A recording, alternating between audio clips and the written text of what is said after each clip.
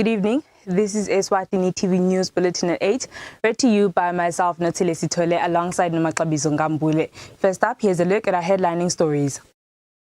The Minister of Agriculture, Jabulani Mabuza, has encouraged the ministry's officers and development partners to come up with meaningful programs which can solve the food insecurity challenges that are faced by some households. The Public Accounts Committee says the Deputy Prime Minister's office should be the one registering disabled people in communities instead of giving the work to different constituencies.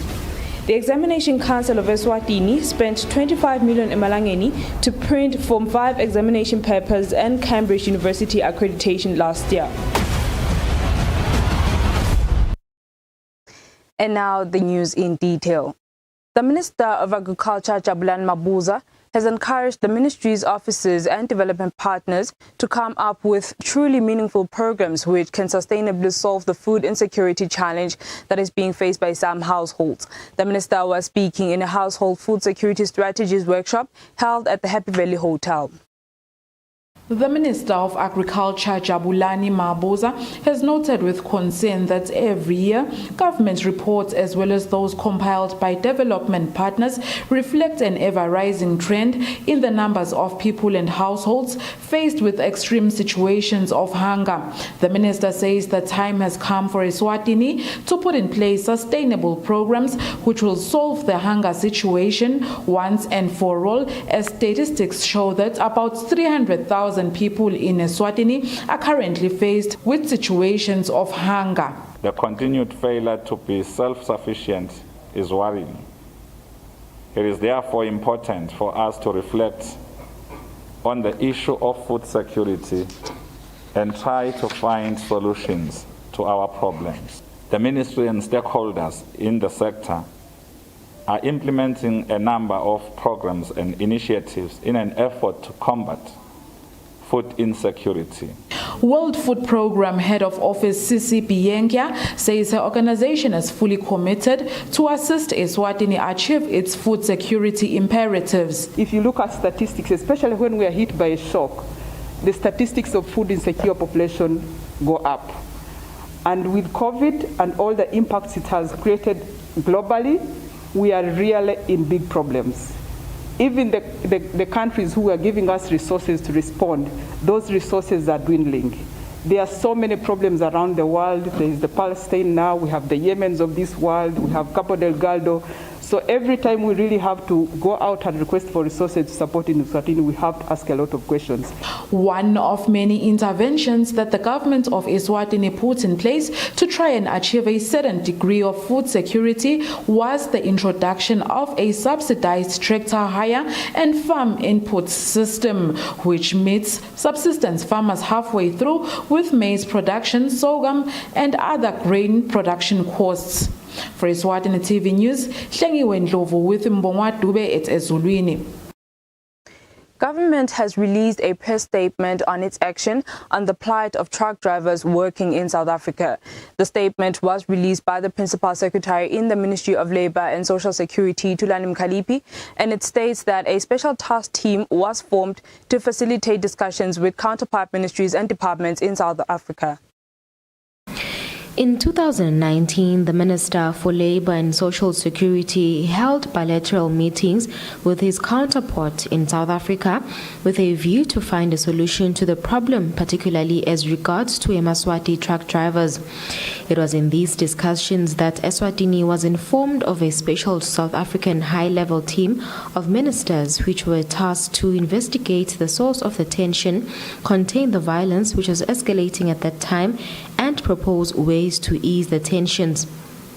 With specific reference to Eswatini truck drivers, it was agreed that Eswatini should prepare detailed information on the drivers working in South Africa for possible negotiation of a special dispensation and checking if the drivers are not shortchanged of their social security benefits and other worker rights. Truck drivers were informed of this and requested to provide the necessary information. Unfortunately, this essential information has been trickling in very slowly over the past year to date. The Principal Secretary says in the wake of the recent upsurge of attacks, government is appealing to truck drivers working in the Republic of South Africa to register and fill out a form on their employment details. He says the form has been placed in all Tinkhundla centers, regional administration offices, Ministry of Labour and Social Security offices, as well as border gates with South Africa and Mozambique. He says the filled forms will be collected for analysis and to populate the truck drivers database on the 4th of June 2021. The data will be vital in negotiating any truck driver special dispensation with the Republic of South Africa. In a meeting held on the 19th of May 2021, where the Minister of Foreign Affairs and International Cooperation had convened an urgent meeting of the truck drivers associations, attended by the responsible ministries and the victims of the recent violence against truck drivers paraded in social media platforms, it was agreed that the issue of re-engaging the Republic of South Africa be prioritized. To this end, a special task team comprising the Ministry of Labour and Social Security, Ministry of Home Affairs, Ministry of Foreign Affairs, Ministry of Commerce, Ministry of Public Works and the Royal Eswatini Police Service was formed to facilitate discussions with counterpart ministries and departments in South Africa. Principal Secretary says processes towards fixing dates for the proposed meetings have already been initiated and underway. It was also agreed in the meeting that the Ministry of Health will be engaged with a view to negotiating a special COVID-19 testing fee for truck drivers. Once this deal has been secured, truck drivers will be informed accordingly on the new. The Minister of Agriculture, Jabulani Mabuza, says even though the Eswatini Water and Agriculture Development Enterprise (Eswate) is playing an important role in empowering and uplifting farmers and improving the country's economy, yet still a lot of critical imperatives are expected from this parastatal for Eswatini to achieve food security. The Minister was speaking in a press briefing where he also presented Eswate's new board of directors. Former Eswatini Bank Managing Director Zakhele Lukele is the new Eswate chairperson of the Board of Directors. Other board members are Principal Secretary in the Ministry of Agriculture, Bongani Masuku, Eswate Chief Executive Officer Samson Sithole, Siboniso Masilela, Siboniso Madlopa, Sifiso Kumalo, Tebukhosi Dlamini, and Oswald Makwenzi. The Minister of Agriculture, Jabulani Mabuza, encourages the new Eswate board to come up with innovative ways of further improving the lives of Emaswati and boosting the economy. Currently, they are busy at Lusip 2, down at the Lubombo region and down south. But another assignment that has been given to them is to also look into developing another very big dam at Shiselweni region, and we call that dam Mkhondvo Ngwavuma Dam. Last year we launched a project called Asidle Kwethu, and the message was very clear that each and every household in the Kingdom of Eswatini must at least have a garden. The new board chairperson expressed the board's appreciation and understanding of the important task they have been given. It's a humbling experience, and it places upon us a lot of trust from government and you, Minister, in particular. We do not take this lightly, but we take with humbling spirit that we should serve as a board and ensure that the mandate and the direction that the company is expected to work towards should be achieved. The Minister of Agriculture says for Eswatini to reach significant food security milestones, at least each homestead should produce some grain and vegetables, rear livestock, and have fruit trees. For Eswatini TV News, Hlengiwe Ndlovu with Bawethu Sithole in Babane. The Public Accounts Committee says the Deputy Prime Minister's office should be the one registering disabled people in communities instead of giving the work to different constituencies. The PAC members said this when the Deputy Prime Minister's office appeared before the committee. The Deputy Prime Minister's office is in a process of registering people living with disability who will benefit from the disabled grant. However, the recruiting process has been criticized by the Public Account Committee, saying it may result in illegal people being recruited. PAC also urges the DPM's office to also provide transport for disabled people as some live far away from the registration points. Tasibuyisela enkingeni lokuthi ninike inkundla emafomu nisayihambe ibhalise abantu. Sithuyithi ukuthi niyale emiphakathi ngibona lo muntu nimbhalise because ilitawula idolo umuntu bekathi ngiphethwe isifuba abhalise uyahola uholela ukuthi ne-TB lokungasiko kwale grant lo umuntu wama u70 so ubhalise bese bebabhaliswa ngelesipolitiki ukuthi khona lesi kulungisela nyalo niphinze ngasinika lamafomu kwenteka the same thing futhi vele lama office makathi abakhipha nje bahambe vele bayele tigodini yinkinga le labantu labanye bahamba ngqulo labanye bayalwa they are fighting lo munye awukhona ukuthi amthatha njani ukuthi umlayishe khona la motweni sicela ukuthi vele bakubone ukuthi vele letimoto tiba khona kule department lesihlalo. I thank you. The Principal Secretary in the Deputy Prime Minister's office, Makosini Mdawe, says the office will ensure that only disabled people are registered. He says the office will deploy social welfare officers in all registration centers. Lokuthi vele titaba khona letimbombi taba khona lokuthi bese kubhaliseka labangadi sezibhaliseka sithawu deploy once again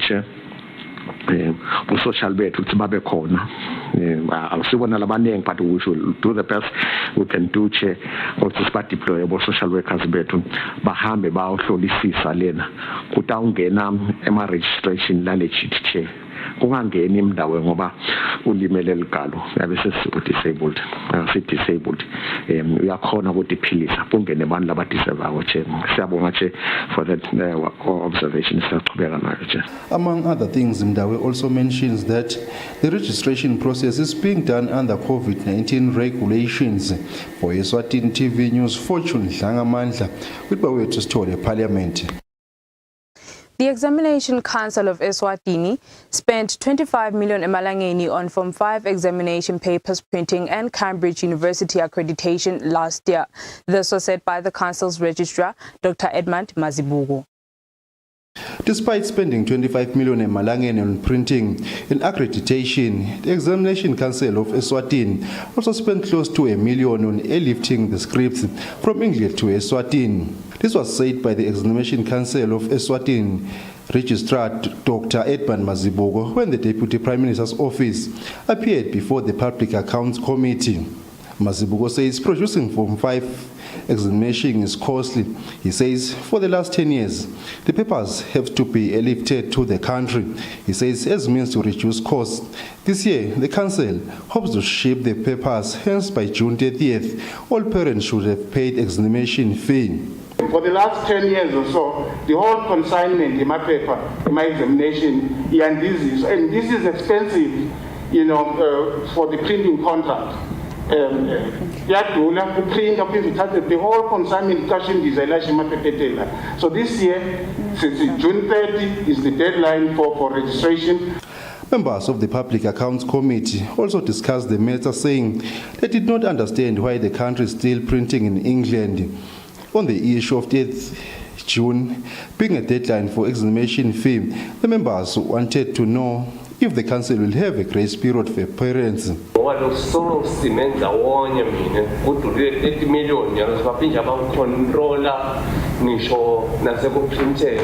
So why mhlambe ngo South Africa namanye amapho labatawubuka khona mhlambe bona basimela. Ngifuna ke kubuta from the example yokuthi by 30 June batali kumele babe babhadele. Now le grace period yalesikhathi sekuthi bachinje bothishela is how long, is how many months.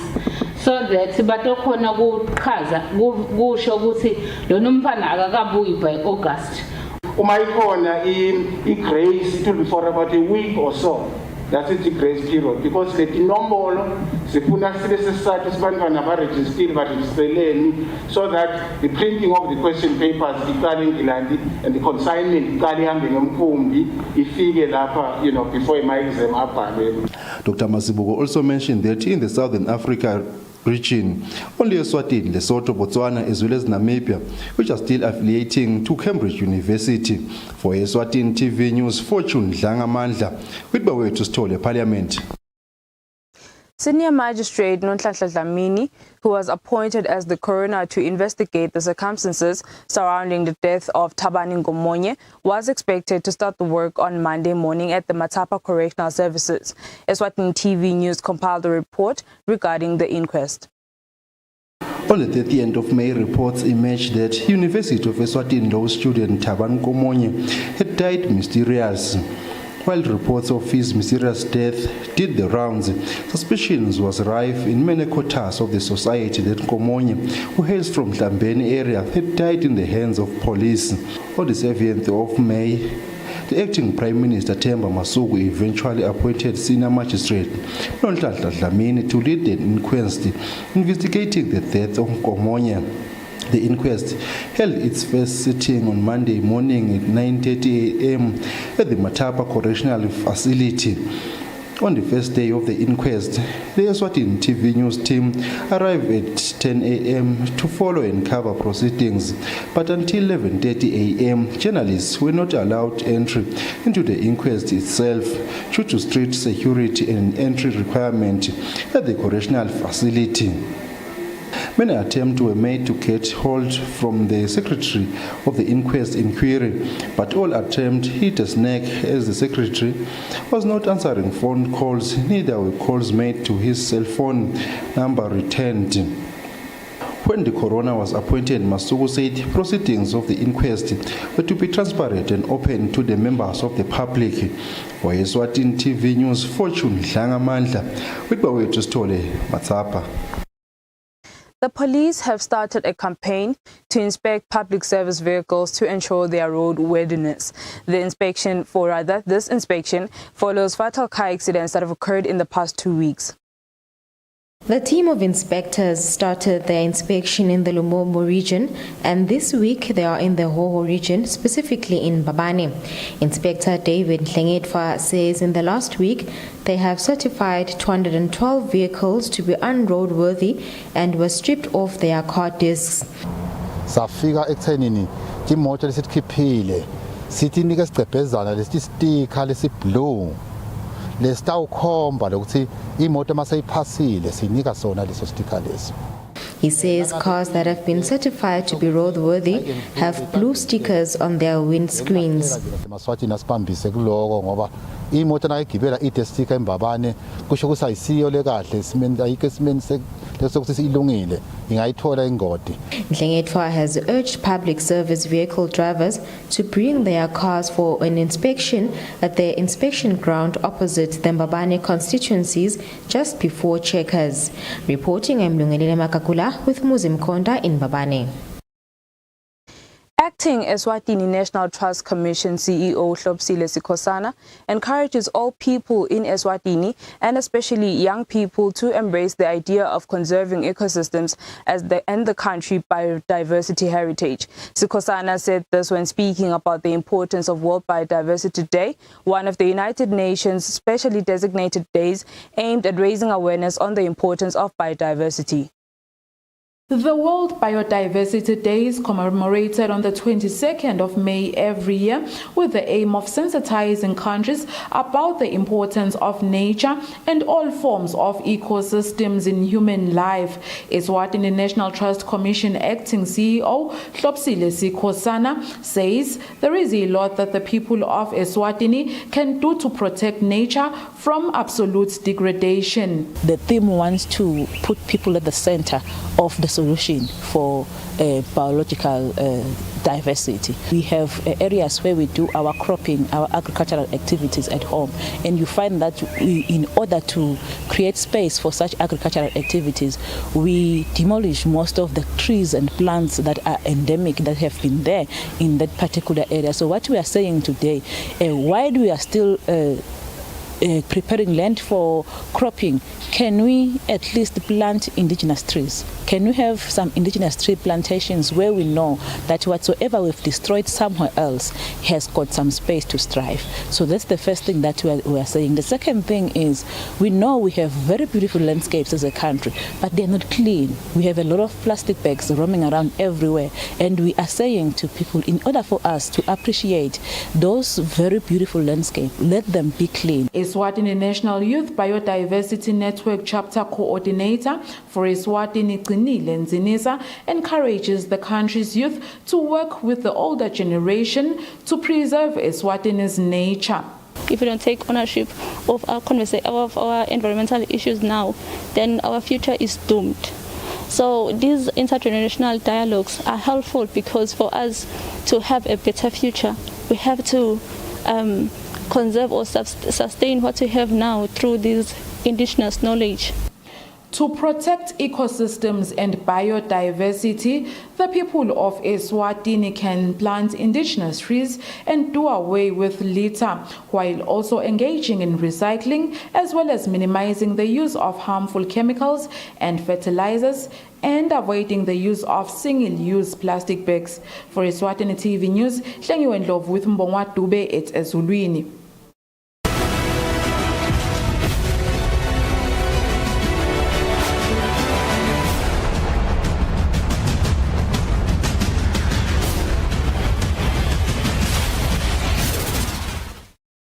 Good evening. You are still watching Eswatini TV. Let's have a look at our sports news. The chairman of the COVID-19 compliance officers, Melusi Lukele, says challenges they usually face at the match venues include that team bosses usually come with large numbers to the games, and also teams do not keep time. Lukele was speaking in a meeting with stadium representatives and COVID-19 compliance officers at the Technical Center in Lubamba. As part of the regulations that allowed football to return, the Premier League is supposed to have COVID compliance officers in all the teams, and also those that will represent the Premier League in all the stadiums around the country. After the conclusion of the first round, the association and the officers had a meeting where they were trying to find out on how they worked. Chairman of the committee, Melusi Lukele, says they usually face problems from the owners, who usually want to enter the stadiums with a large group of people, and also that teams do not keep time, which makes it hard to screen them when entering the stadiums. Tinkinga letinkulu labakhala ngato labo compliance officers kuba kwekuthi labanye laba babakhulu utfola lokuthi basebenzise amandla abo kabi kwekuthi siyathi ukuthi kunetinombolo lokumele tingene lokuba ngu50, but utfola ukuthi labanye sebangena baba banengi nekwekuthi ke utfola lokuthi ema-team akafiki ngesikhathi, so lo siyathi lokuthi before wonke umuntu lota ungena egroundini kumele bascreenwe. Manje nangabe le team seyiphutile lokufika lesikhathi sesincane. Executive member in the Premier League, Charles Matsebula, responded by saying they are working hard on rectifying that and making sure that everyone is allowed into the stadium got the appropriate accreditation. So khona thina usingasifika nala sisika le element abayisho ukuthi ungeniswa abana emagedeni. I-PLE is amabonisa ama-accreditation. Because ama-accreditation akanciphe. 2, akuphele ukuthi umphathi ngebekisi. So that ulayishela ukhuhluzi lwebana beke nalamathikithi. Vele fanele avele amathikithi. Ikhona le element yokuthi ngiyalofuna ka straight kule issue yethikithi. Lesiphathazi lapho noma ngumgaba naliphathe lethikithi lapho. But ukuthi sisaqala sashale i-deficit ekuthathu. Kungeleka sokufika naselakala but nyamani naselakala ngekisi. Matabula concluded by saying teams should try to work in peace with the COVID officers in order to avoid the suspension of any games. Reporting for Eswatini TV Sports News, I am Patizwe Msibi with Linda Dlamini, Lobamba. Top local athlete Phumlile Nzinisa says she won't be able to have top quality session in training while preparing for the Olympics because of the injury she is currently nursing. Nzinisa was speaking after losing to Bongiwe Matlalela in the 100-meter race at the Mafuso Sports Center in Manzini. Phumlile Nzinisa over the weekend lost his number 1 spot in the 100 meters and 200 meters to Bongiwe Mahlalela in the national championships for the first time since 2012. Nzinisa, according to her, came to these games carrying an injury. She says the injury is not that bad and she hopes it will be over in less than 2 weeks, even though she won't have quality sessions in training. Ngine discomfort kumasela yami kule quadriceps ngazama ukugijima ama-hits ngathatha position 2 nakuma 200 meters nakhona ngazama ngangaphushi ngendlela ukuthi at least ngibe nayinye i-final between the 100 meters nale 200 meters but ngangakhona ukuchubeka kule 200 meters ngalenza le injury lenginayo. Hey, akusiyo le bad lokuthi ngingaspeedishi kakhulu bengi-avoida kona lokuthi bengafuna ukuthi ichubeke kakhulu, so that's why ngingakaphushi. Okay, yebo kona kutawuphazamisa cause angiboni ukuthi ngidawukhona kwenta i-quality session but in 2 weeks time ngidabe sengi-right. Even though she lost, she's still the current record holder in the 100 meters with a time of 11 seconds and 35 split seconds, and also in the 200 meters with a time of 23 seconds and 47 split seconds. Nzinisa is currently preparing for the Olympics Games, which are still a doubt that they will take place because of COVID-19. The Games will be played in Tokyo, Japan this year. Reporting for Eswatini TV Sports News, I am Patizwe Msibi with Linda Dlamini Manzini. Well, Eswatini, that's all for now. Before we conclude, let's have a look at our top stories. The Minister of Agriculture, Jabulani Mabuza, has encouraged the ministry's officers and development partners to come up with meaningful programs which can solve the food insecurity challenges that are faced by some households. The Public Accounts Committee says the Deputy Prime Minister's office should be the one registering disabled people in communities instead of giving the work to different constituencies. The Examination Council of Eswatini spent 25 million emalangeni to print Form 5 examination papers and Cambridge University accreditation last year. And with that, we sum up our bulletin for the evening. Up next is a weather update from myself and the team here at Eswatini TV. Thank you for watching. Good night.